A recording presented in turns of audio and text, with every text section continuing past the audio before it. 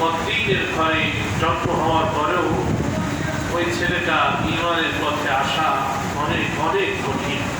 আমাদের জন্য দিন পালন করা যতটা সহজ, ওদের জন্য দিন পালন করা ততটা কঠিন, ঈমানদার হওয়া ততটা কঠিন। আমার ভাইয়া, এই জন্য আল্লাহ রব্বুল ইজ্জতি ওয়াল জালালের এই নিয়ামতের শুকরিয়া আদায়ের দরকার আছে না নাই? নিয়ামতের শুকরিয়া আদায় তখন হবে যখন আমরা একজন মুমিনের, একজন মুসলমানের উপরে অর্পিত আল্লাহ পাকের পক্ষ থেকে যে দায়িত্বগুলি রয়েছে, এই দায়িত্বগুলি যখন আমরা যথাযথভাবে আদায় করব, তাহলেই কেবল আমাদের এই কৃতজ্ঞতা আদায় হবে, শুকরিয়া আদায় হবে।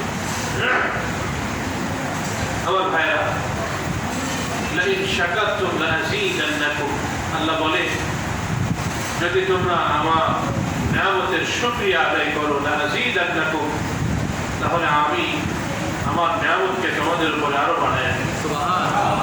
এজন্য আমার ভাইরা, ঈমানের এই নিয়ামত সবচেয়ে বড় নিয়ামত। এই নিয়ামতের জন্য আল্লাহ পাকের কাছে দিল থেকে শুকরিয়া আদায়ের দরকার রয়েছে। আমার ভাইরা, আমার বন্ধুরা,